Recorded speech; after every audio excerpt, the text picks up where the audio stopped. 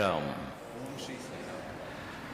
Offering my most prayerful salutations at the lotus feet of our most beloved Lord, Bhagwan Baba, who is verily present here at this very moment with all of us. Most respected Nimish Bhai, respected Ramesh Savanji, respected dignitaries, and my dear brothers and sisters. Every time someone introduces me and asks me to relive those moments spent with Bhagwan, I have a predicament at hand. The problem is, I feel like a dumb man who has been asked to taste a beautiful sweet, a very delicious sweet. And after having tasted that sweet, if someone is to ask you, a dumb person, that please describe the sweetness of that sweet which you have just had, the same kind of predicament is there every time. Because you have experienced him, you have seen him, you have believed him, you have followed him all your life. How do you say in a few words that enigma which has changed so many lives around you? But nevertheless, since this onerous task has come on this holy evening, we'll definitely try to justify by reliving those moments which Bhagwan had most lovingly spent with all of us. Since I am a student, I'll start with something. I have been a student of Bhagwan's, so I will just say a few words of what Swami had to speak about education, which all of you are aware about. Swami had verily said, the end of education is character. Education is for life and not for living. What exactly did Bhagwan mean by these huge statements which he had made? We never understood the implication of these statements until we really came out into this wide and wild world. I'll start with a story. Once upon a time, long back ago, hundreds of years back, when there were universities like Nalanda, Takshashila, and the like, students from far and wide places used to come there to get knowledge, upgrade themselves, and then go into the world. Those were the days when there were no buses, no trains, no flights. People had to traverse on a horseback, on a bullock cart, or various other means to reach those places. So there was this one student from a far-off village, let's say from Bombay, who decided to go to Takshashila across the subcontinent of India. And then, while he was going, his father thought, how would he go on foot? So he gave him a horse. And he told him, my child, you take this horse with you and you stay in the university. You learn all what you have to learn and then come back and then you share that knowledge with everybody. Now this young boy went into the university there. He sought admission into the university, which he was granted. And then those were the days when there were no buildings, no classrooms, and grounds used to be the classrooms. Under a tree used to be where a guru used to conduct those classes. And while they would be they would be taking lessons and the guru would be imparting them knowledge, the horse would be grazing on the ground always, somewhere around there. Ghas kha raha hota hai ghoda. And he would always look at that horse and see, oh, he's like my brother, who has supported me, who has brought me here, and he's ultimately going to take me back. So after every class, he used to always look around and find that the horse was grazing there on the grounds. The time went on and passed on. 5 years passed, 6 years passed, 7 years passed. He was about to graduate from that university, and he was getting very nostalgic. Then a day or so after that was the convocation ceremony. And in that convocation ceremony, he said that he would be awarded a degree.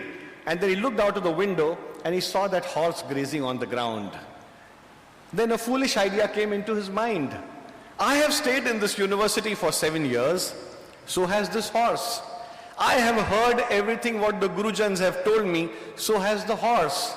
But I am being awarded a degree, whereas this horse is not being awarded a degree.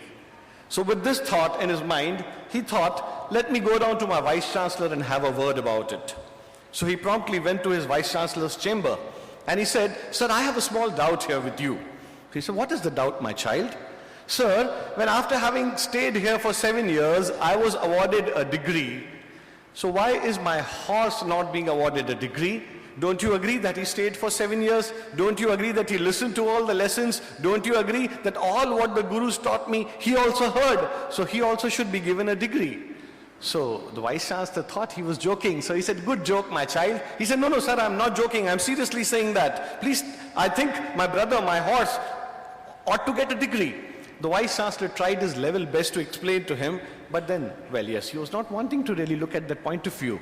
So exasperated, the Vice Chancellor commented, my dear child, in this university, we award degrees only to donkeys and not to horses.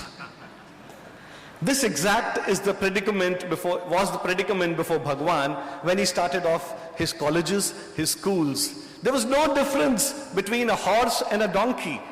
Degrees were being given. People were not understanding why and how of education. People even forgot the meaning of the words which were rich in meaning.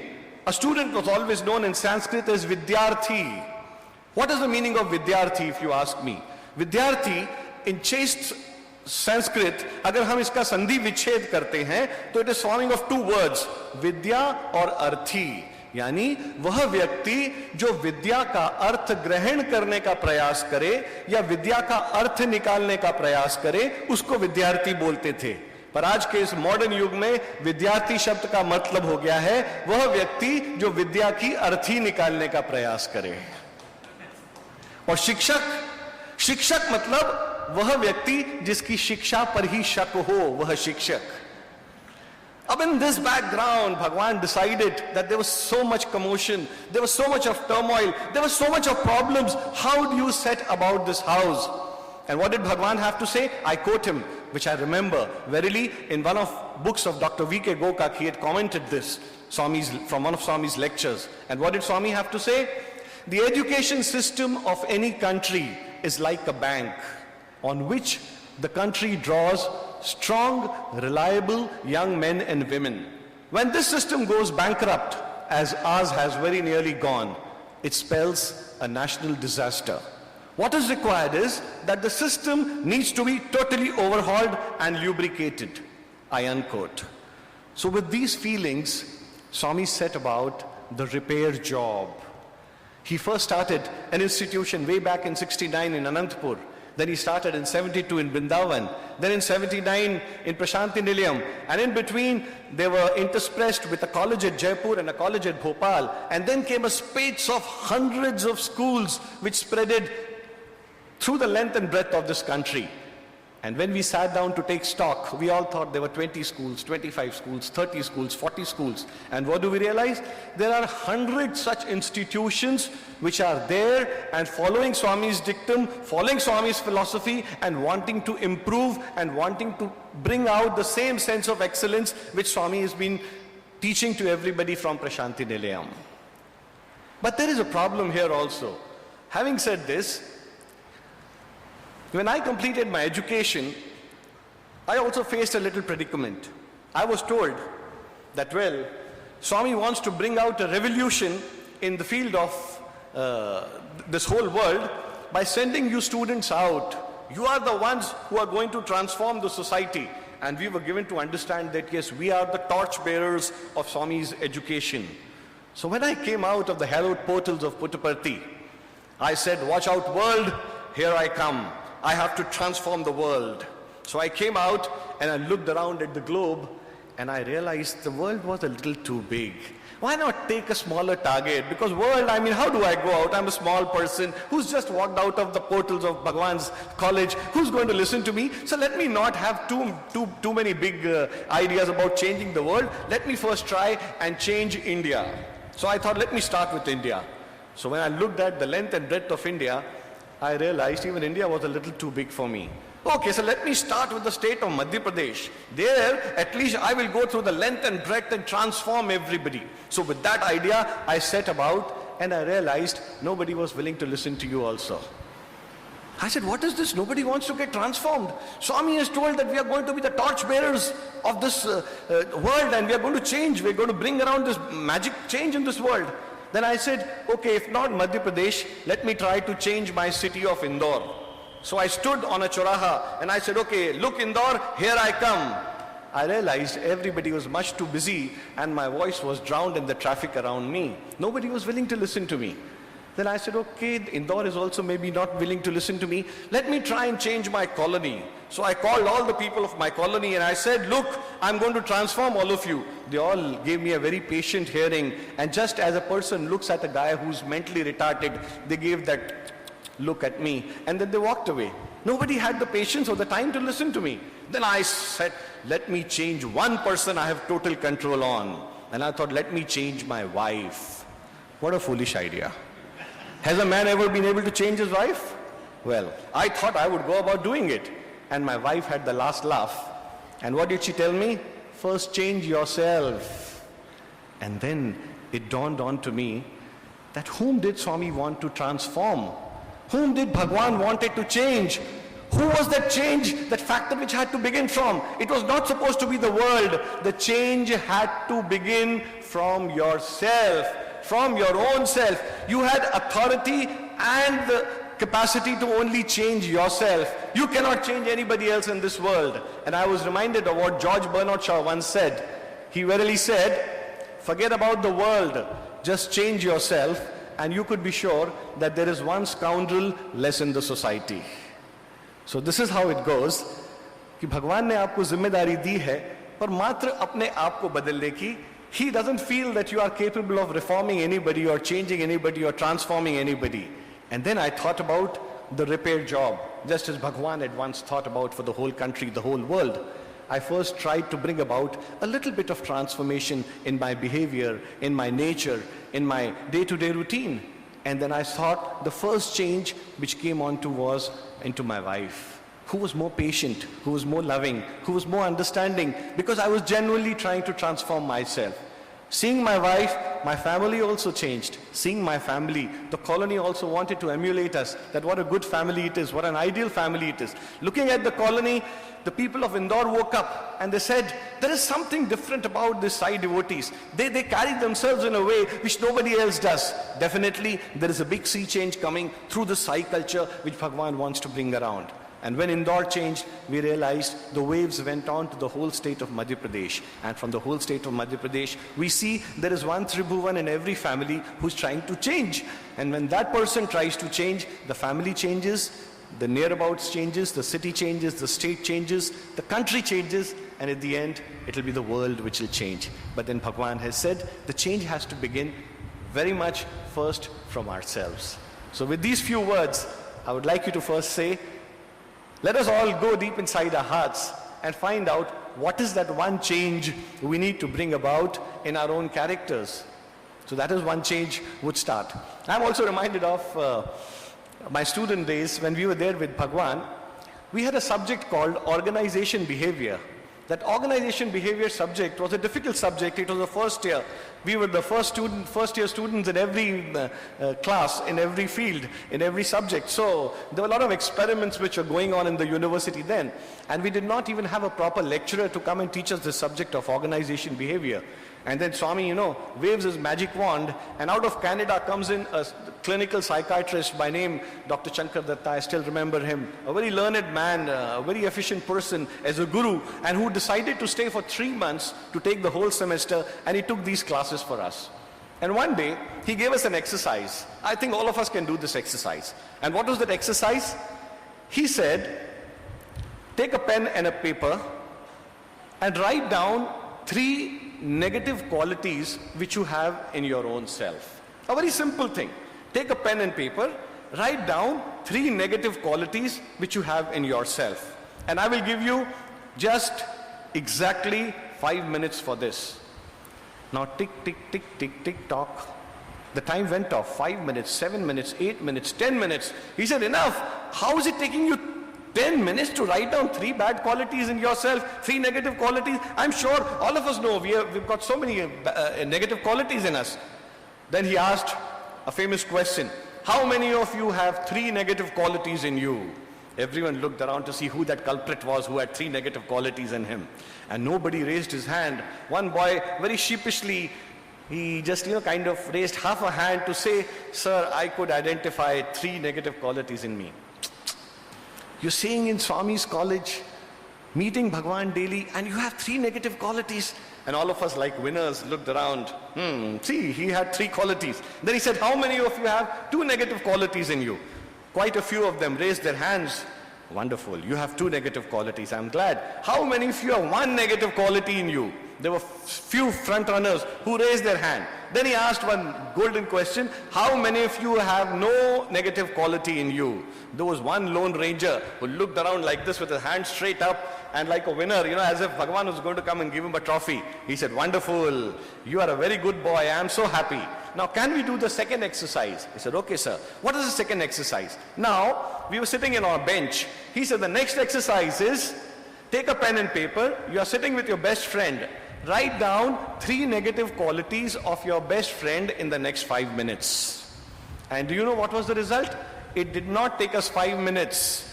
We took 2 minutes and we wrote 3, 4, 5 and one managed to write even 10 bad qualities in his best friend. So what does that denote? That we are always looking externally. It is so easy for us to identify something wrong with everybody. But when it comes to us, we are not able to find anything wrong. I may tell my brother Siddharth here that, Siddharth, the shirt you are wearing is dirty. Can't you see that your collar is all dirty here? So what he would say is, sir, even your collar is dirty. The problem is you're not able to see it. And what do I have to do? I have to go and stand in front of a mirror. And when I stand in front of a mirror, I realize that, oh my God, even my collar is dirty. And then I try to cover it up. So Bhagwan says, it's always very easy for you to point fingers at others, but then we are not here to point fingers. It is always self which needs improvement, and our journey has to begin with that one person which is yourself. Because भगवान बोलते हैं तुम्हें सिर्फ एक ही व्यक्ति को ठीक करने का ठेका दिया है और वह है आप खुद. आपको किसी को बदलने का प्रयास नहीं करना, किसी को चेंज करने के लिए कोशिश नहीं करना, आपको सिर्फ अपने आप को बदलने का प्रयास करना है. So this journey of mine, which began long back in 1979 with Bhagwan, when I was a strapping young boy of 17 or 18 years of age, and I remember very categorically, one fine morning my dad and mom they called me after dinner for a meeting, and I was surprised, both of them sitting on a sofa set, and I was asked to sit on a chair as if I was going to give an interview. And my dad said, son, we have decided something for you. So I said, Dad, what is it? We have decided that soon after you finish your higher secondary, you are going to go to Baba's college. So I said, what is this Baba's college? I was then studying in class 11. He said, what is this Baba's college? Oh, haven't you heard? There is a college in Bangalore where the students, they live with Swami, and you know what? They sing excellent bhajans, they wear white and white, and they don't watch movies, they don't go around zooming on a motorcycle, they look like angels, and you must go there and seek admission. So my first reaction was, sorry Dad, you're looking at the wrong person. I am just not interested in going to any Baba's college. And tell me, when you are 17, 16, who wants to be good?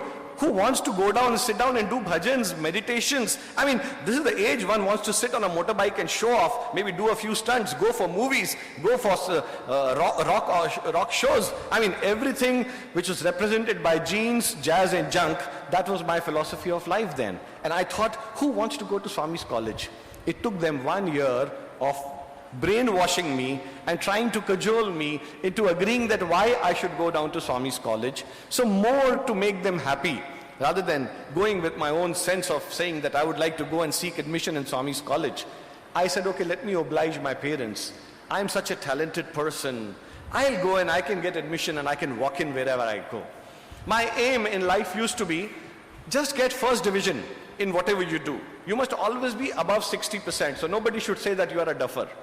And I can share a secret with you. When I would write an examination, if I have attempted for 75% and I calculate that I'm going to get 65, I would leave the other paper. Okay, I'm going to get first division. Now why go and sit down for 1 hour more and write it? That was the kind of an attitude I was there. And my brother, my poor brother as I call him, he's a Siddha Sada fellow. He used to struggle so hard, he used to work so hard, but in spite of all that struggle and hard work, he used to barely manage to pass. And the day he would get 50%, we would have a party at home that my brother has got second division because he was a branded duffer in my eyes. So when both of us were asked to go and seek admission in Swami's College at Bangalore. And as luck would have it, he had completed his 10+2, wherein I was coming from Madhya Pradesh, which had 10+1+3. That time 10+2 system was not introduced in Madhya Pradesh. So I went there. The first occasion I got a chance to enter Vrindavan, and what do I see? I find boys in white and white, looking excellent, simple, but they had a tej on their face. Some of them had applied vibhuti, and they were speaking excellent English. They were so humble. And I asked one of them, excuse me, can you please tell me where the principal's room is? So he asked me very confidently and very lovingly, sir, have you come for admission? He looked at me, my long hair, my t-shirt, my jeans, and those were the horrendous days of those bell-bottoms. The jeans were also in the bell-bottom style. So we were all, decked up in the early 70s heroes with that kind of hair. You can imagine what a joker it looks like. So we were standing there with the hands in our pocket and giving a style. And then this guy very humbly asks us, sir, can I lead you to the principal's room? I was very impressed. I said, if someone had asked me, I would have said, hey, go straight, man, turn left, and you'll reach there. But here was this guy who offered to take us straight to the principal's room, and there he announced, so Mr. Sachdeva from Indore has come, and 2 of his sons are there, and I believe you have given them time and appointment for seeking admission. And Professor Narendra was very kind to bring us in. And the first thing he told me, which made my heart go so happy, he said, I'm sorry, your elder son is not eligible because he has done 10+1 and he will have to do his 12th class. So we cannot have that interchange in the boards. However, your son has passed his 10th in the CBSE system, so we can grant him admission in the 11th class. So the smarter one, the better one, who always thought he had a right to get into everywhere, was punctured first at the very first stage by Bhagwan. And my younger brother, who was always the simpler one, the sober one, he got in first. So how did he get in? My mother used to write letters to Bhagwan, 1 letter every day before that admission came for 1 year. This I was told later. Then one fine day, before we were to leave for Bangalore, my mother said, write a letter at least to Bhagwan. Plead that you must get admission. So more to make my mother happy, I wrote a letter to Bhagwan Sri Sathya Sai Baba, Post Office Prashanti Nilayam, District Anantapur, AP 515134, and I posted that letter.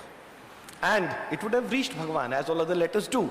And what did my younger brother do? He wrote a letter, and in the mandir where Swami's chair was there, he went and put that letter there. So whose prayer do you think reached faster? Obviously it was my brother, who had that faith, who had that trust.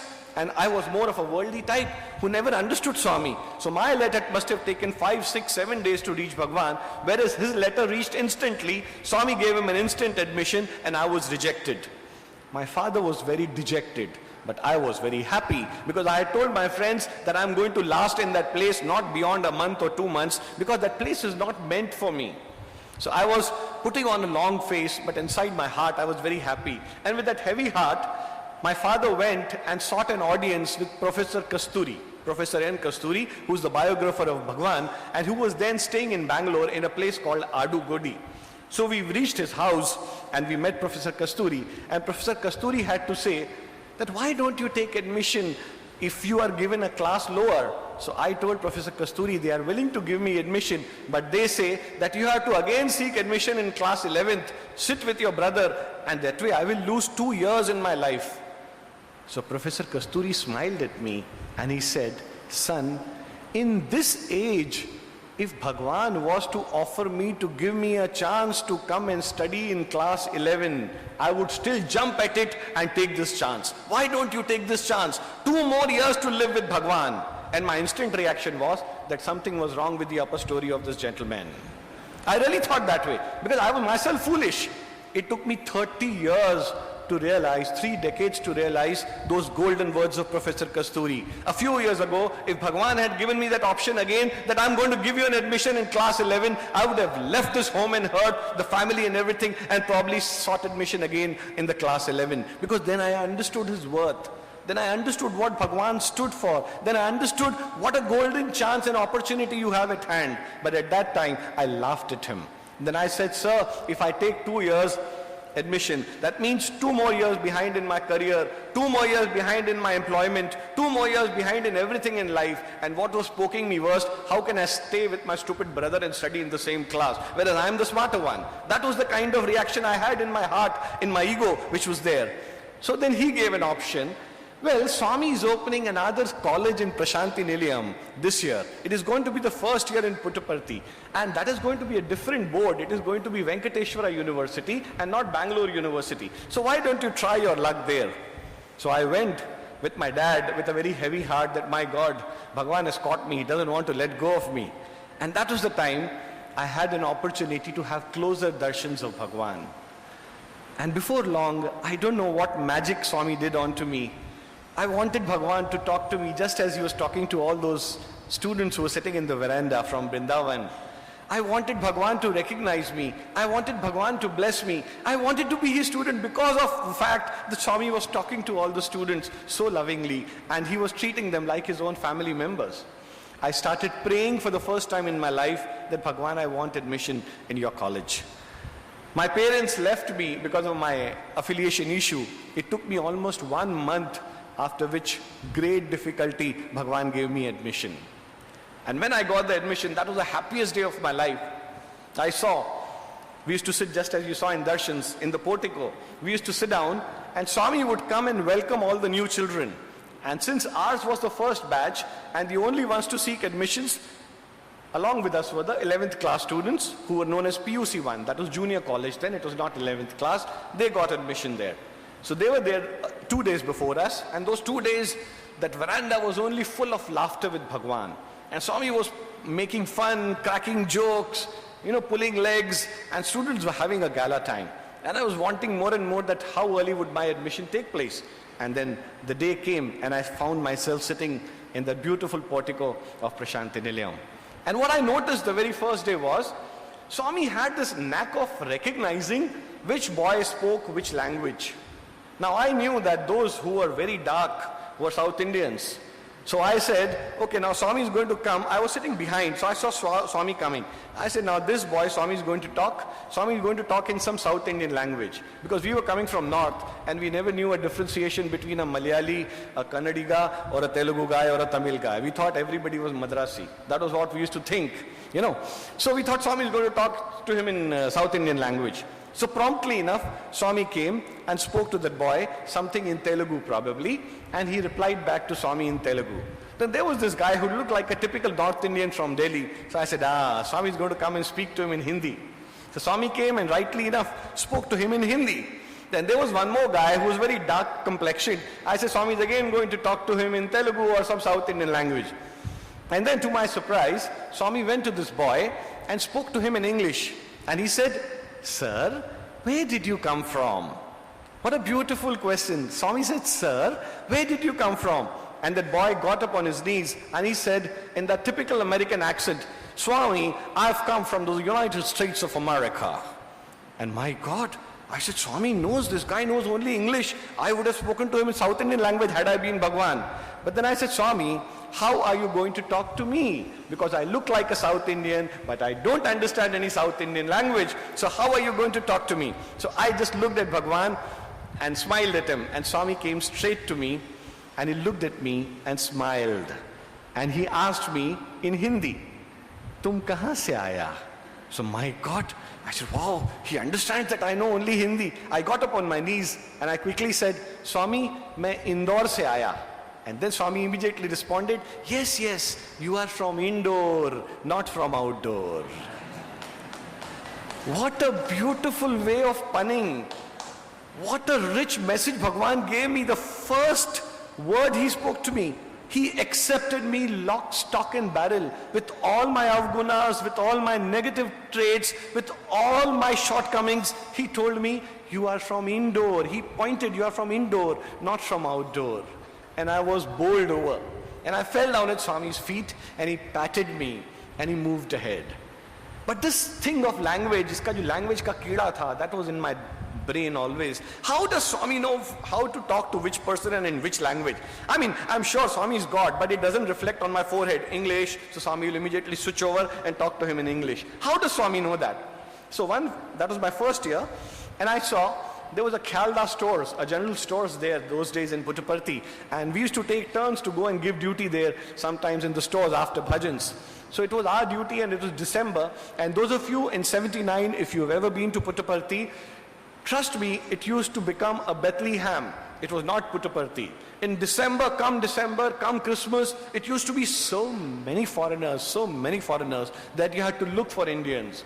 There used to be chartered flights which used to be pouring in. Taxis used to be coming like, worms into Puttaparthi, and you would find foreigners getting out in all different dresses, hues, colors. Somebody would be having a red scarf, somebody's having an orange scarf, somebody's having a blue scarf to set themselves to differentiate which group they belong to. And behind the scarf would be the name of the country.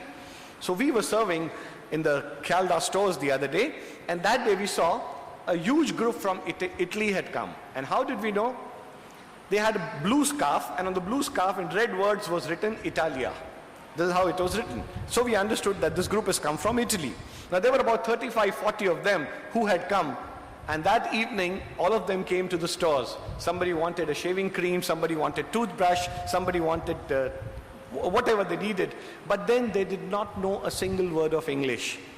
Somebody said toothbrush, so we gave them toothpaste. So they said, no. And they would say something, so we would say, okay, they mean brush, so we would give them brush. Somebody would ask for napkin, so we would give them something else. Then we asked them for 10 rupee, they would give us 100 rupee and start walking. And we would have to go call them and then give them the balance. So we realized that these people cannot speak a word in English. So as we closed the stores down and we were walking down for our dinner, I put up a question to one of my friends who was a senior friend from Vrindavan, who had already stayed for 2 years in Vrindavan. I said, if Swami is going to grant an interview to this Italian group, in which language is Swami going to speak? Because normally I know Swami can speak in Hindi, Swami can speak in English, Swami can speak in Telugu, in Kannada. But how is Swami going to speak to these people? They don't understand a word in English. So this boy said, he was also fairly intelligent. And what did he say? He said, one of the persons in the group would definitely know English. And then Swami would give in English his discourse, and this person would translate it into Italian, and so everybody would understand. I said, that's how it must be. Otherwise, it's so difficult for Swami to communicate with these Italians. And next day, in the afternoon, as we sat for bhajans, I was sitting right in the front.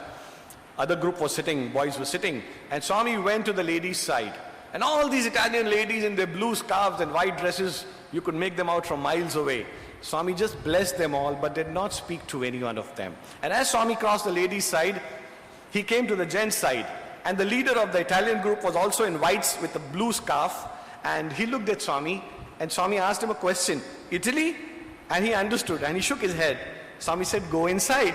Now he did not understand go inside, because he did not know a word in English. Swami again paused and said, go inside. And he looked at Swami and kept on shaking his head. And Swami walked away, because Swami said, Papa, I'm asking him to go for an interview, and this guy doesn't understand my signal. Then from nowhere, Mr. Craxi, who was an Italian and staying there, the Italian Prime Minister's brother, he was a resident there. He came running and spoke to him something in Italian, which gave him a jolt, which meant that please go inside with your group. Bhagwan wants to give you an audience. And suddenly he got up and he waved frantically to the ladies' side. All the ladies also got up, and with tears of happiness in their eyes that they had just landed up a day before, Swami has called them for an interview. They all sat down. We boys were sitting like this. The ladies were sitting in front of us, and the gents were sitting on the upper veranda. So ladies and between us, there was just a gap of about 7 or 8 feet, and I was sitting right in the front. Then Swami came, and he gave me a very naughty, mischievous smile, that all-knowing smile which Swami gives, which means that he is up to something. And I couldn't understand, and I just smiled back that, wow, Swami smiled, he acknowledged, and I was happy.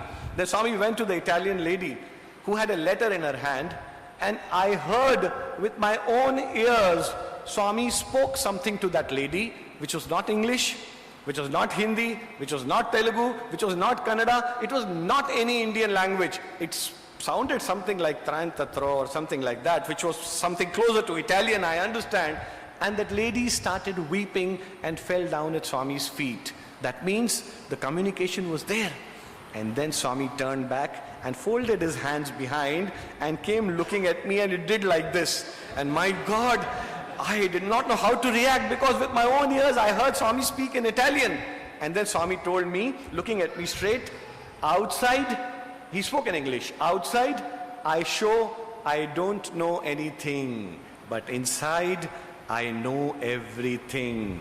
No? He did. And I all did, I shook my head. I said, yes, Swami, you are speaking in Italian in front of me. What more can I say? That you are really Sarvagyata. You are the greatest of Gyanis. I mean, language can be no barrier. When Swami says there is only one language and the language of the heart, that was exemplary shown by Bhagwan, that yes, there is only one language of the heart. And then Swami took them for an interview.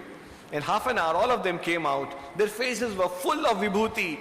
Their eyes had tears pouring out. Everyone had that blissful look on their faces as if you have touched me and I have grown. That was that feeling I could experience. And they were so blissful. I still close my eyes. It doesn't look like it was 40 years back, 38 years back. It seems like it was yesterday. And Swami standing and looking at me and smilingly looking at those people who are going away to show that he has taught a lesson to one of his children there, which was for life. It so happened, while talking of languages, one more very interesting thing happened which you must know.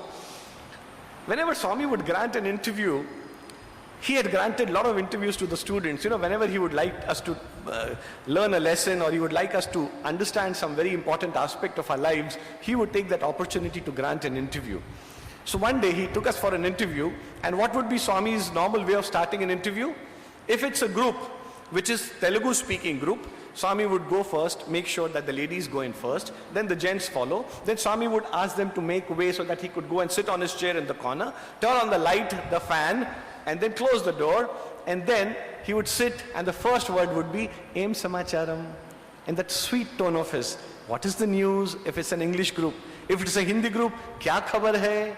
And then somebody would speak something, and picking up those words, Swami would go on with his discourse. And after discourse would be the cream on the cake, which would be Swami would call you for a personal interview. So we would know that this was Swami's way of conducting interview.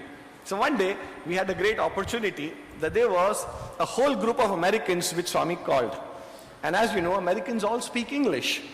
And out of that, there was one boy, 16 or 17 years old, who had come to Puttaparthi for the first time. And they had been in Puttaparthi for almost 10 or 15 days, and it was the second interview or the first interview, I don't remember. Swami called that group. When they went in, Swami sat on his chair, and then he spoke in Telugu. Em Samacharam, Emandi, Ipuducharu. Swami spoke all those words, and then he spontaneously flew into Telugu.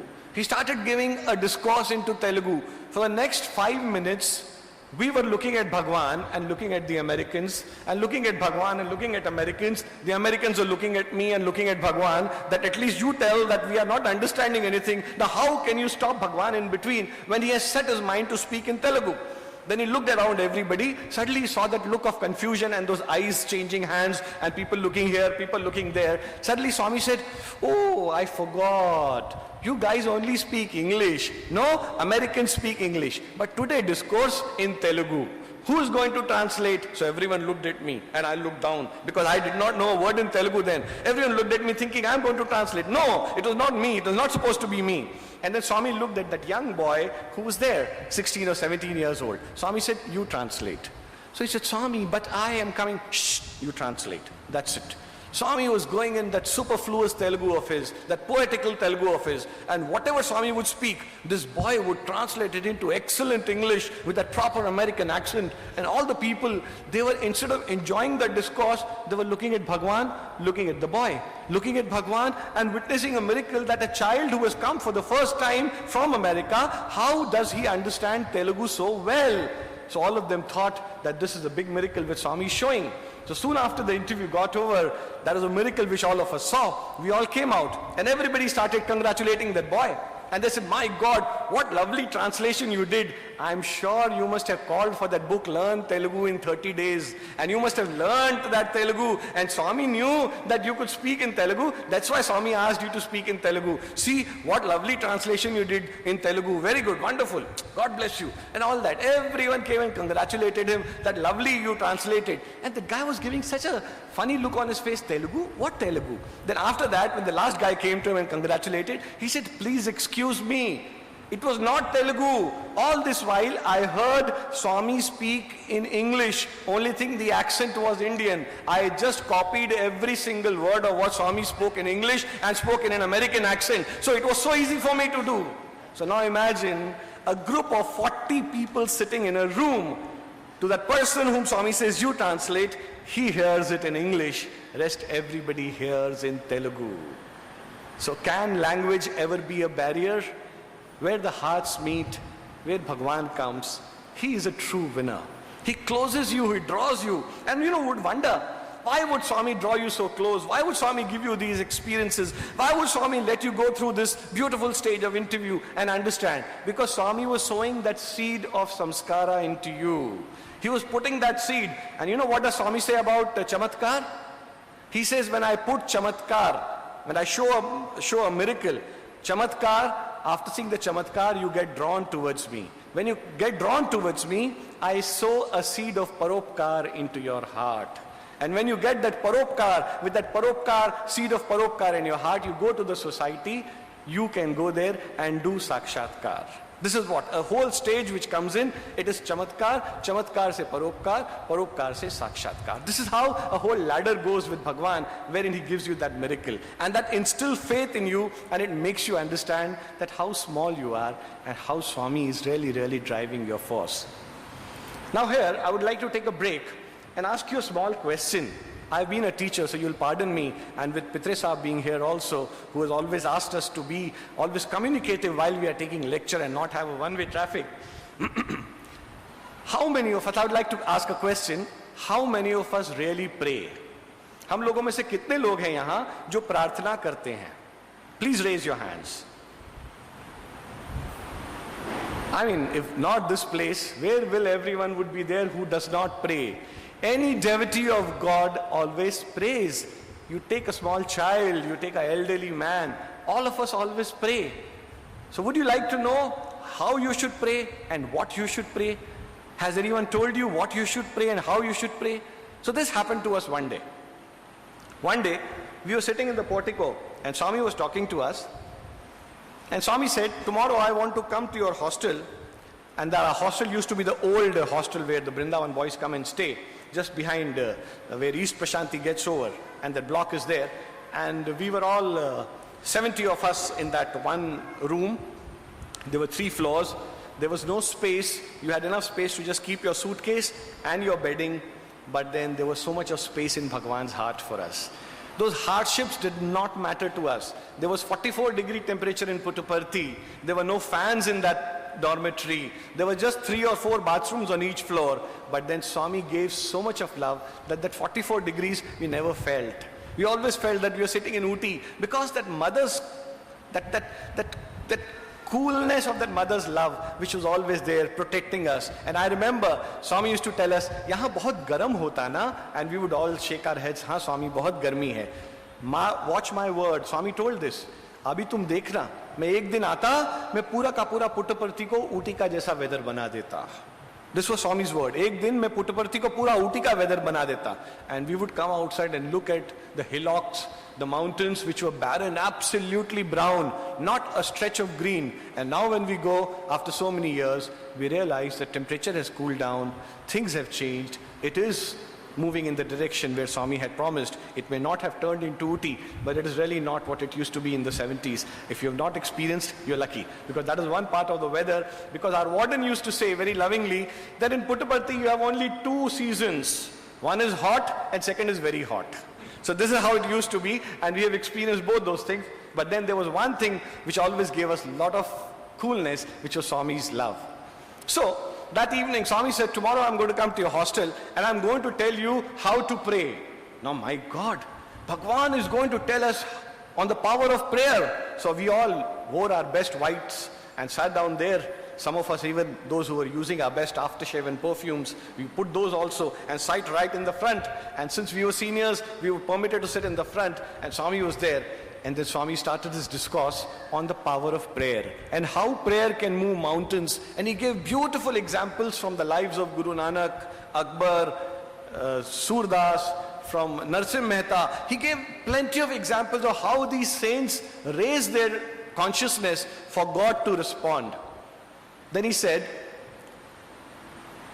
तुमको मालूम या जितना लोग पुट्टपर्ती में आता, they are all like beggars, Swami said. So we all looked at Swami. What Swami? You know, all my devotees, they are constantly asking Swami something or the other. They constantly ask God something or the other. Do we or do we not consciously put your hand on your heart and ask, क्या हम भगवान से प्रार्थना में कुछ ना कुछ मांगते नहीं हैं? हम सब मांगते हैं, क्योंकि वो हमारा सर्व देवता गुण, वो हमारे पिता हैं, हमारे माता हैं. He is a divine mother and father. अगर हम उनसे नहीं मांगेंगे तो किससे मांगेंगे? तो स्वामी बोले, मेरे जितने भी भक्त हैं वो सब मुझसे कुछ ना कुछ मांगते हैं. उनको किसी को धन चाहिए, किसी को दौलत चाहिए, किसी को नाम चाहिए, किसी को शोहरत चाहिए, किसी को इज्जत चाहिए, किसी को मिनिस्टरशिप चाहिए, किसी को प्राइम मिनिस्टरशिप चाहिए, जिसके पास एक मकान है उसको 2 मकान चाहिए, जिसके पास एक गाड़ी है उसको 2 गाड़ी चाहिए, जिसके पास बच्चे नहीं है उसको बच्चा चाहिए, जिसके बच्चे हैं उसको शादी करवानी है, जिसकी शादी हो गई उसके लिए संतान चाहिए. तो ये सब चीजें भगवान मुझसे मांगते रहते हैं. भगवान बोले, ये जितने भी मेरे डिवोटीज हैं ये सब मुझसे कुछ ना कुछ मांगते रहते हैं. Now before I start on continue with this, I used to also ask something from Bhagwan in prayer. And what was that? For the 3 months, I had already spent a stretch of 3 months in that first year. And every time the bhajan would get over, there was a meditation session inside the hall. And after, as you would get out, there was a Dashavtar gate. And around the Dashavtar gate, there was a beautiful statue of Lord Ganesha with a red background there. So I would go down to that statue of Lord Ganesha. Okay, please listen carefully. I would go down to the statue of Lord Ganesha, touch his feet, and I would say, भगवान मुझे विद्या और सद्बुद्धि दीजिए. क्या मांगता था? विद्या और सद्बुद्धि. Why Vidya? Because भगवान has said that Vidya is that ornament. विद्या वह गहना है कि कोई चोर तुमसे छीन करके ले जा नहीं सकता. और जिसके पास विद्या रूपी गहना है वह व्यक्ति को कभी भीख मांगने के लिए हाथ आगे नहीं बढ़ाना पड़ता. वो जहां जाता है उसको रिस्पेक्ट मिलता है, उसको नाम मिलता है, उसको इज्जत मिलती है. तो मैंने कहा इसलिए पहले विद्या मांगो. So I asked for vidya. And why सद्बुद्धि? Because अगर सद्बुद्धि होगी तो भगवान के बताए मार्ग पर चल पाएंगे, सद कार्य कर पाएंगे. तो मैं कॉन्स्टेंटली 3 महीने तक निरंतर गणेश जी को बोलता था कि भगवान मुझे विद्या दीजिए, सद्बुद्धि दीजिए, विद्या दीजिए, सद्बुद्धि दीजिए. अब भगवान के भी कान पक गए होंगे सुन सुन करके, क्या मांगता रहता है, विद्या सद्बुद्धि, विद्या सद्बुद्धि. So भगवान thought today is the right time to teach him a lesson. So that day, Swami said, all my devotees keep asking me all kinds of things. Somebody wants wealth, somebody wants name, somebody wants fame, somebody wants power, somebody wants cars, bungalows, marriage, children, you name it and everybody wants it. But do you know, there are some devotees who are sitting here, they don't ask any worldly things from me. You know, what do they ask in your prayers? And then he again looked at me, I was sitting right in the front. He looked at me, and then he pointed towards me and he said, there are some devotees who ask in their prayers only for vidya and sadbuddhi. No? And my God, I felt an arrow came and hit me straight into my heart.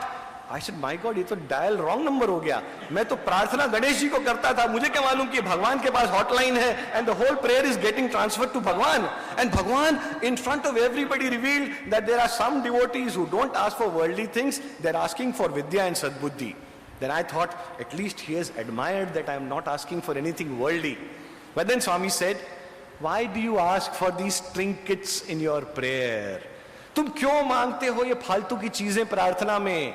क्यों मांगते हो विद्या और सद्बुद्धि भी? क्यों मांगते हो धन, दौलत, नाम, शोहरत, इज्जत, पैसा? तुम जो मांगोगे तुमको मैं प्रार्थना में दूंगा, पर उसके साथ का प्रॉब्लम भी तुमको आएगा. पैसा मांगोगे तो इनकम टैक्स का प्रॉब्लम भी आएगा. हाँ, कुछ और मांगोगे तो दूसरा प्रॉब्लम भी साथ में आएगा. So do you know what you must ask in your prayer? अब जब स्वामी ने बोला, do you know what you must ask in your prayer? So we all shook our heads and he said, Swami we don't know, we are your children. Swami said, come, I will reveal a secret to you कि तुम लोगों को प्रार्थना में क्या मांगना चाहिए. Then we took the liberty and moved forward. कि अरे Swami is going to tell us a great secret. Let's not miss out even a single word.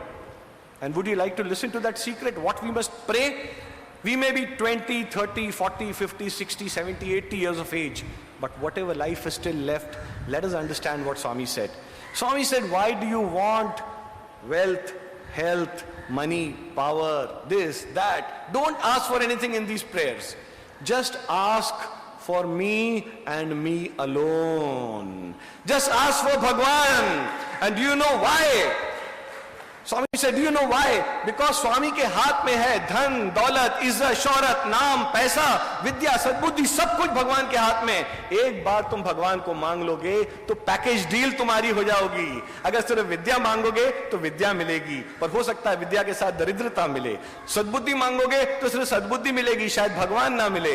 पैसा मांगोगे तो इनकम टैक्स तो खड़ा ही है। हाँ, नाम शोहरत मांगोगे तो जेलिसी मिलेगी। मतलब कुछ ना कुछ मांगोगे तो उसके साथ कुछ दूसरा प्रॉब्लम है। तो अपनी प्रार्थना में केवल भगवान को मांगो, क्योंकि जब तुम भगवान को मांगोगे तो तुम्हें जो चाहिए वो सब कुछ मिल जाएगा। And then Swami gave a beautiful example. Swami said, एक छोटा सा बच्चा जब उसका जन्म होता है, वो घर में पैदा होता है, तो क्या होता है, जब वो सो रहा होता है ऊपर के कमरे में, माँ नीचे घर में काम कर रही होती है, पिता जब शाम को घर में आता है तो बच्चे के रोने की आवाज आती है। अचानक बच्चा उठ जाता है, तो पिताजी क्या बोलते हैं, अरे अरे देखो उसने सुसु कर दिया होगा, कपड़े गीले कर दिए होंगे। तो माँ नीचे बैठ के बोलती, नहीं नहीं, उसको भूख लगी है इसलिए रो रहा है। तो पिताजी सोचते हैं माँ तो नीचे बैठी है, बच्चे ने तो रोया है सिर्फ, माँ को कैसे पता कि इसको भूख लगी है। Sure enough, he goes and checks up, so he finds, yes, the mother is feeding the child. That means the child was actually hungry. Ab next day, the father comes again. Again he hears the child cry and he tells the mother, अरे वो baby उठ गया, लगता है उसको भूख लग रही है। तो माँ कहती, नहीं नहीं, उसको मैंने आधा घंटा पहले फीड कराया था, अभी उसने सुसु किया होगा, उसने कपड़ा गीला कर दिया होगा, so I need to go and change the nappy. Again, husband says, इसको कैसे पता नीचे बैठे बैठे कि उसने सुसु कर दिया? He goes up to check and sure enough, the child has actually wet the clothes and the nappy needs to be changed.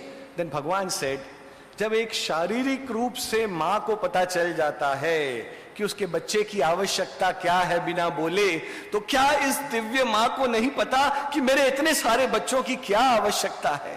क्या उनके संसार की जरूरतें उनको मुझे बोलनी पड़ेंगी तभी मैं दूंगा?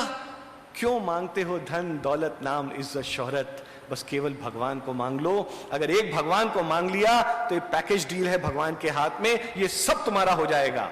एंड व्हाट डिड भगवान हैव टू से? जब महाभारत का युद्ध हो रहा था, स्वामी कंटिन्यूड ऑन दिस, जब महाभारत का युद्ध हो रहा था तो भगवान कृष्ण दोपहर में आराम कर रहे थे और दुर्योधन उनसे मदद मांगने के लिए आए और उनके तकिए के पास, सिरहाने के पास बैठ गए। थोड़ी देर बाद अर्जुन आए और वो उनके चरणों के समीप बैठ गए। जो ही भगवान कृष्ण की निद्रा टूटी, उन्होंने आंखें खोली तो क्या देखते कि सामने अर्जुन बैठा है। तो उन्होंने पूछा, क्यों पार्थ, तुम कब आए? तो पीछे से दुर्योधन ने अपना गला साफ किया, भगवान मैं भी आया हूं और पहले आया हूं। तो भगवान ने कहा, अरे दुर्योधन स्वागत है, आगे आकर के बैठो। और उनको मालूम तो था कि वो क्यों आए हैं, फिर भी उन्होंने अपना एक दिव्य नाटक किया और क्या कहा, दुर्योधन कैसे आए हो तुम? तो उन्होंने कहा, महाराज आपको तो सब मालूम है कि महाभारत का युद्ध होने वाला है, हम चाहते हैं कि आप यह बताएं कि आप किसकी तरफ से युद्ध लड़ेंगे। तो भगवान कृष्ण ने उस समय बोला कि यह एक धर्म युद्ध हो रहा है, तो इस धर्म युद्ध में मैं योद्धा के रूप में नहीं लड़ूंगा, मैं हथियार लेकर के नहीं लड़ूंगा, मैं आपको एडवाइस कर सकता हूं, गाइड कर सकता हूं, पर मैं लड़ूंगा नहीं। पर हां, एक तरफ मैं अकेला रहूंगा बिना शस्त्र के, और दूसरी तरफ मेरी लाखों की जो सेना है अस्त्र शस्त्र के साथ, आप वो ले सकते हो। तो दुर्योधन तुम क्या लेना चाहोगे? अब अर्जुन को परेशानी होने लग गई कि भगवान ने पहली चॉइस दुर्योधन को दे दी है, अब दुर्योधन ने कहीं भगवान कृष्ण को मान लिया तो गड़बड़ हो जाएगी। But then what did Duryodhana ask Lord Krishna? उसने बहुत सोचा और कहा कि भगवान कृष्ण जैसा अद्वितीय योद्धा तो कोई है नहीं, अगर भगवान ने अस्त्र शस्त्र ही नहीं उठाने हैं तो फिर भगवान को लेकर के क्या फायदा? ये शस्त्र से लेकर लड़ाई तो करेंगे नहीं, एडवाइस देने के लिए तो गुरु द्रोणाचार्य, भीष्म पितामह, कर्ण, शल्य, सब लोग हैं मेरे पास में। तो उसने कहा कि फिर अपन एक काम करते, इनकी सेना ले लेते हैं, और सेना ले लेंगे तो उसके बाद में हमारा पलड़ा भारी हो जाएगा। तो सोच समझ के उसने कहा, भगवान चूंकि आप युद्ध नहीं कर रहे हैं तो मैं आपकी सेना लेना चाहता हूं। और भगवान श्री कृष्ण ने अर्जुन की तरफ देखा तो अर्जुन नतमस्तक होकर के श्री कृष्ण के चरणों में गिर गया और उसने कहा, प्रभु मुझे केवल आप चाहिए, केवल आप चाहिए प्रभु। And Swami said, rest is history, because Arjuna chose lord Krishna, he got name, fame, power, wealth, everything, and more than anything else, he got the Gita Gyan. Did he ask for anything? He asked, he chose between the world or the Lord, he chose the Lord. तो जब भी हमारे पास choice हो तो भगवान कहते हैं, मुझसे ये ट्रिंकेट्स मत मांगो, मुझसे छोटी छोटी चीजें मत मांगो, अगर मांगना ही है तो इस प्रार्थना में मुझे मांग लो। और भाइयों और बहनों, यकीन मानिए, उस बात को 1979 सितंबर की बात है, आज इतने बरस बीत गए हैं, मैंने आज तक भगवान से कोई भी सांसारिक वस्तु नहीं मांगी। पहले विद्या और सद्बुद्धि मांगी और उस दिन भगवान ने पाठ सिखा दिया। उसके बाद कोई सांसारिक वस्तु नहीं मांगी, और जब भी मांगा है केवल भगवान को मांगा है। और जब भी देखा है कि जब उस भगवान को मांगा है तो बिन बोले वो आपकी झोली भर देता है। आपकी झोली में शायद समाने की जगह नहीं है, इतना आशीर्वाद भर देता है। तो यह एक एक्सपीरियंस है, यह एक अनुभव है जो हर एक व्यक्ति को अपने जीवन में अनुभव करे बगैर इसका ज्ञान नहीं हो सकता। How much time do I have? Okay. While we're talking of prayer, a very funny incident happened in my life. I called it funny because I was a small boy, I was a small child who was learning at the lotus feet of Lord. I haven't spoken much about this episode, but since I thought we are staying in a family and it might be of some help to all of us, I thought I'll share it with you. After passing my BCom, there was a gap in between before I could join MCom. Admissions for MCom had taken place, and my admission had not really taken place for some technical reasons. I was staying in Prashanti Nilayam, attending bhajans and singing bhajans morning and evening, having great darshans and enjoying life, not going to college, not going to hostel, because the hostel boys could have darshans only in the evening, whereas I was having darshans morning and afternoon, and it was great fun to be in Swami's eyes every day. So one fine day, Swami decided that he has to teach me a lesson on something. He stopped talking to me.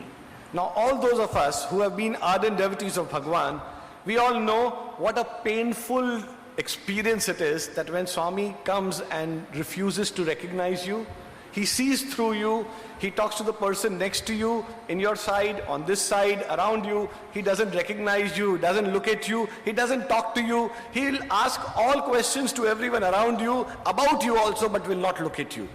And what was that? That is a time when one needs to go into self-introspection, Atmanirikshan. One has to go and understand, why is Swami putting me into this treatment? Why is Bhagwan not talking to me? So it so happened, that was that phase, that after a month or so, I was sitting there singing bhajans, but Swami had stopped talking to me. And I was trying my level best to draw Swami's attention, asking myself, where am I going wrong? What am I doing wrong? Why is Bhagavan not responding to me? Why is Bhagavan not talking to me? So I would keep on trying to say, but Swami thought I was invisible. He would look through me. Even if I sit in the front row, he would not talk to the boy sitting with me, lest he comes closer to me and I might take his pad namaskar. He was avoiding me purposely. And I kept on praying for Bhagwan. I kept on praying, but Swami would not respond. Then one morning, Swami announced that this afternoon we have started a school in Bukkapatnam, a school, and I would want some hand-picked boys to come upstairs in the afternoon. We will take some dresses, some clothes, some books, some stationery, and we would give to all the children in that village school, which was started by Central Trust way back in 1983, I think. It was Bukkapatnam. And then Swami again went around picking up boys. Yes, you come, you come, you come, you come. And I was sitting and I kept on praying, Swami, I had stretched my neck. I would change my position that Swami would notice me. But Swami refused to notice me. And he took about 15 boys and my name was not there. And in fact, that idea of Swami calling you upstairs in the afternoon in his sanctum sanctorum, that place where Swami lives, I mean, imagine what kind of luck you should have to go up there and Swami would be sitting and Swami would be directing, put this bundle here, put this bundle there. And not that there used to be big work, it is just that Swami used to give an opportunity to share that bliss and that joy of being in his closeness. So that morning when the bhajans got over, I was so crestfallen, I was so dejected, I was so hurt.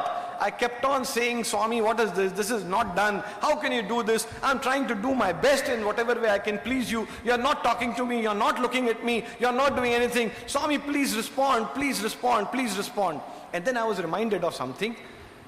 We had done a play on the life of Paramhamsa Ramakrishna there. And Swami had told me personally, do you know how you must crave for God? When those direction sessions used to be on, Swami used to be sitting on the chair and he used to tell us. There was one scene wherein I was the Ramakrishna Paramhamsa, so I had to pray to Mother Kali and cry out that, Ma, why don't you reveal yourself to me? Why don't you give darshans? There are other devotees whom you gave darshans, but why haven't you given darshans to me? So I have to plead my heart. But Swami said, no, not acting. You must feel that pain in your heart. You know how much that pain should emerge? As if you have been separated. Something has been taken away.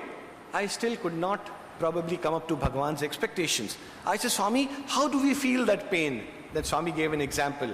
He made us sit down, and all the boys were there, and Swami said, one day, Ramakrishna Paramhamsa was talking the same thing to Swami Vivekananda, and Vivekananda asked this question that how should we miss God in our lives?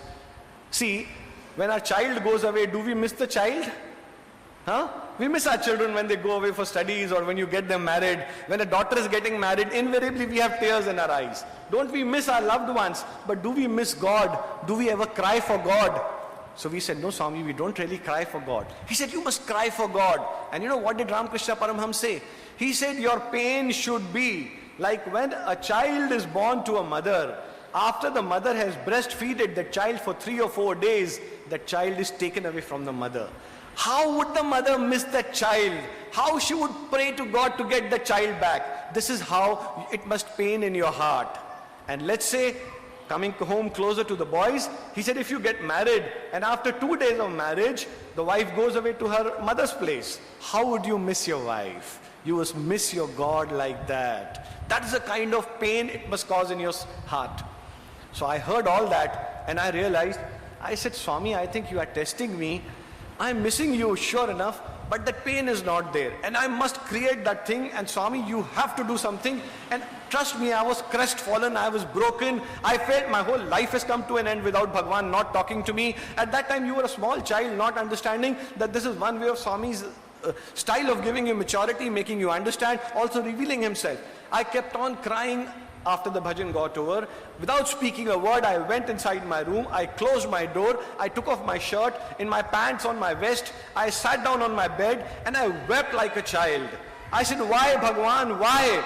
आप मुझसे बात क्यों नहीं कर रहे? क्या कमी है मुझ में? मुझे क्यों नहीं बुला रहे? मुझ में क्या कमी है? मुझे ठीक करो ना भगवान अगर मुझ में कोई कमी है. And before long I realized I was crying for Bhagwan like a baby would do, and I was rolling on the floor, not realizing. And I said, Swami, you had told me that if I cry like Ramakrishna Paramhamsa, you will come yourself. But Swami, if you don't come today, that means whatever you have told is wrong, and everything which I have heard is wrong, because today I cannot miss anybody else in my life. And if you don't come and knock at my door right away and right now, Swami, I'm willing to even give my life for you, but I want you, Swami. And I wanted Swami so bad. I was crying with tears flowing through my eyes. I was like a mad man, literally like a mad person.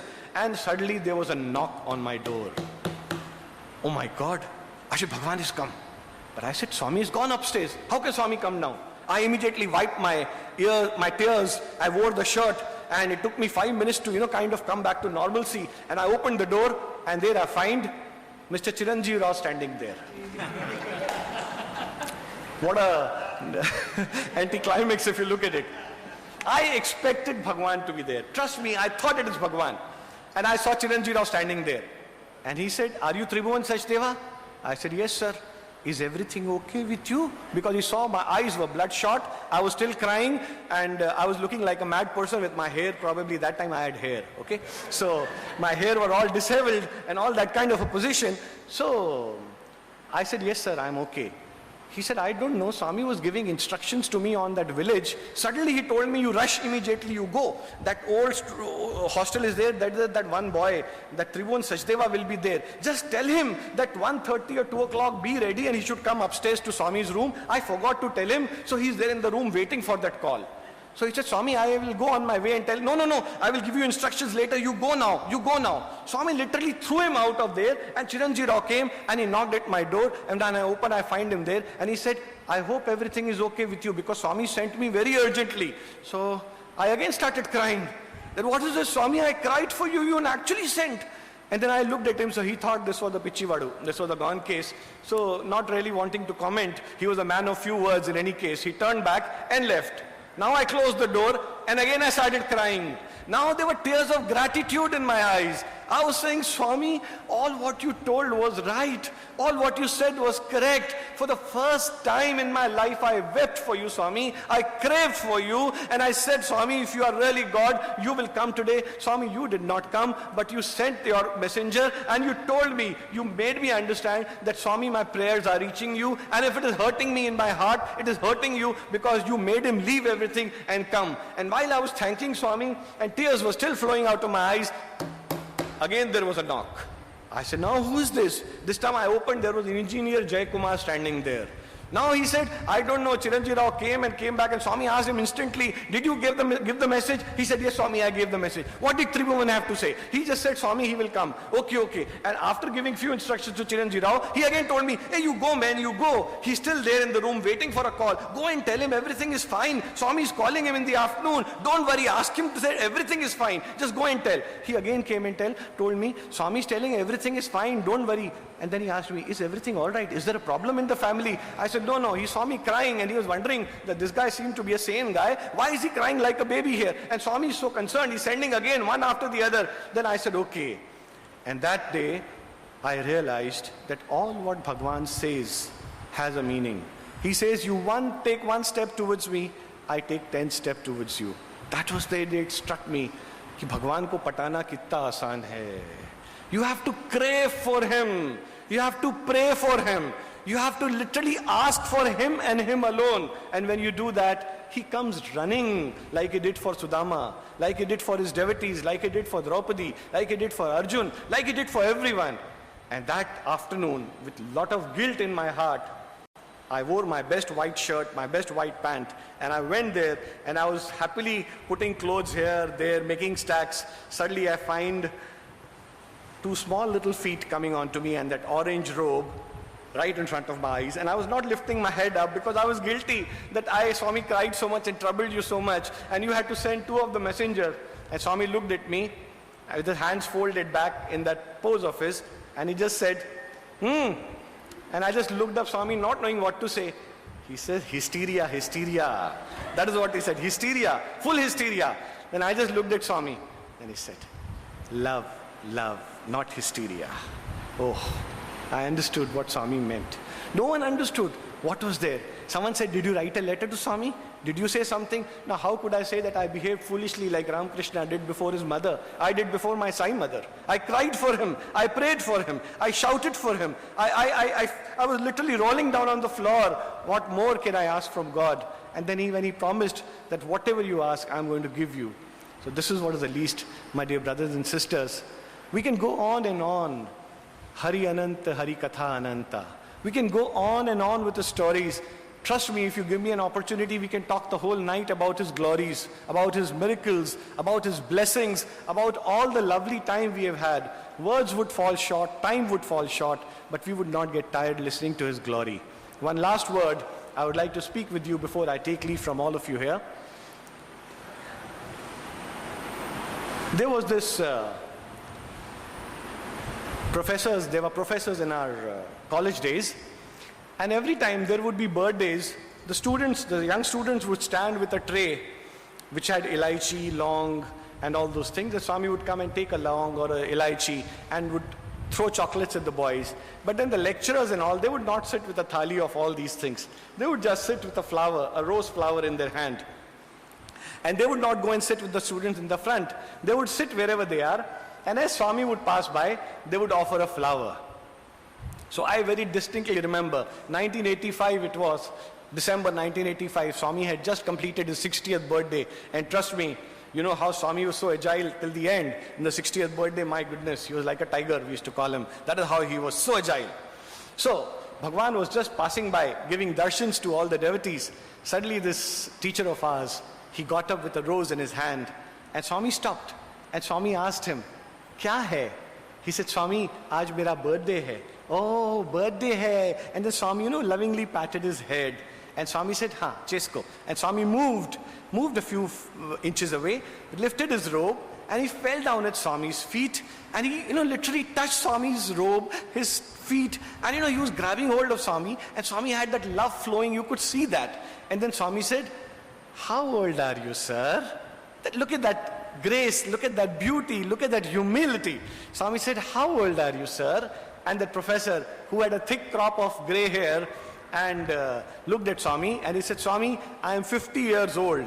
Abba, you are 50 years old, and I am 60 years young. Look at yourself. Your hair have turned all grey, and there are so many other professors, some of them have turned bald, they are not even 50, and some of you have turned grey. But Swami is 60, I don't wear specs, I don't have any problem with my teeth, and I never use any color in my hair. And why is it that Swami is always looking so young? So he looked at all the boys, asking for an answer.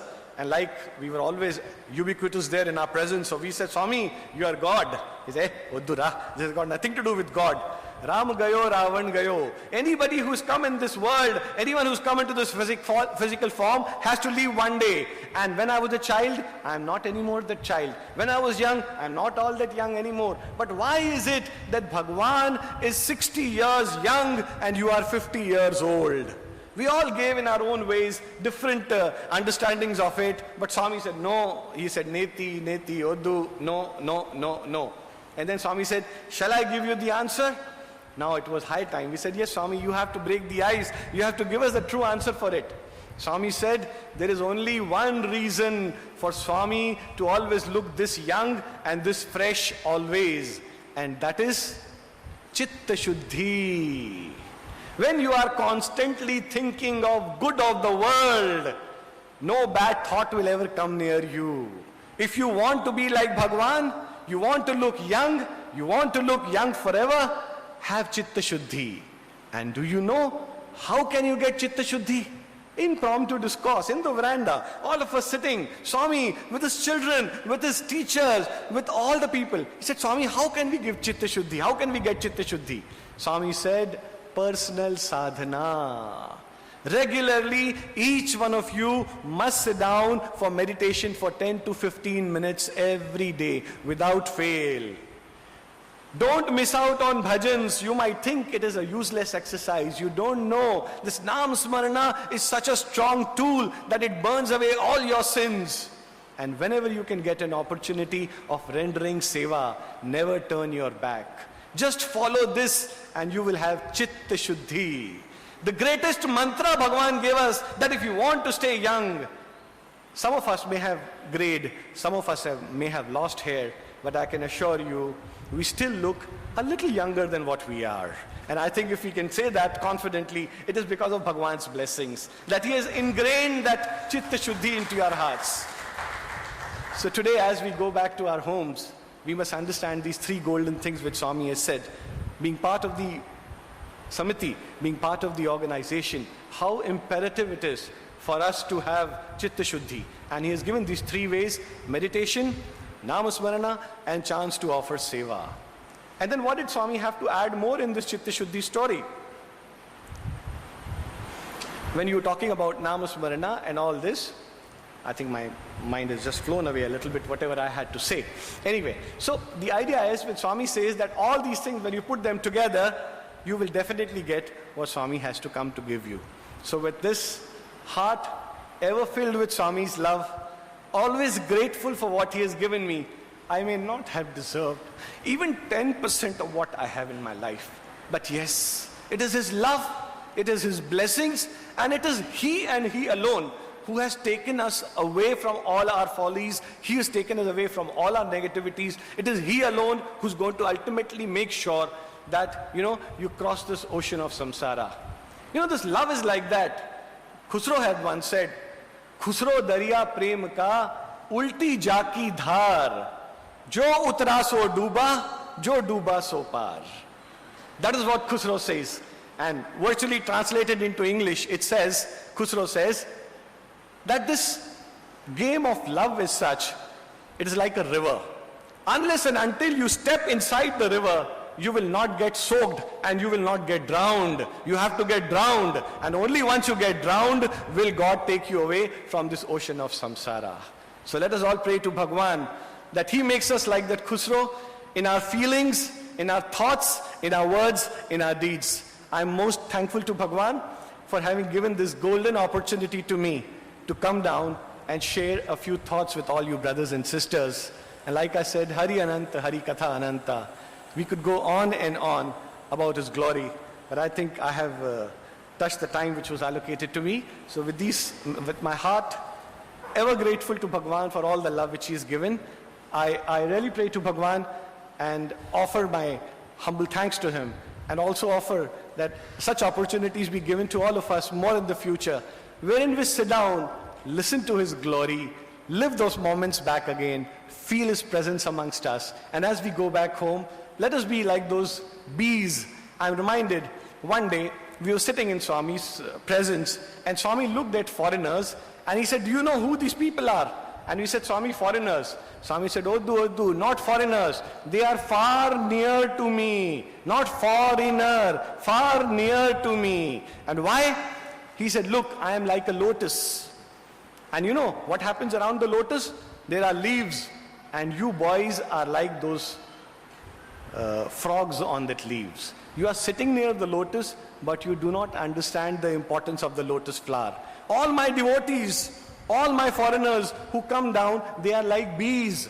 They come down, take that nectarine beauty of that lotus, go and build their houses." So dear brothers and sisters, when Swami himself rates you all as those honey bees who come down and partake that nectar from his lotus, let us pray that Swami continues us to make us those bees wherein we come down to that lotus, take that nectarine beauty and go and build our houses, build a better society, build a better world. Thank you. Sai Ram.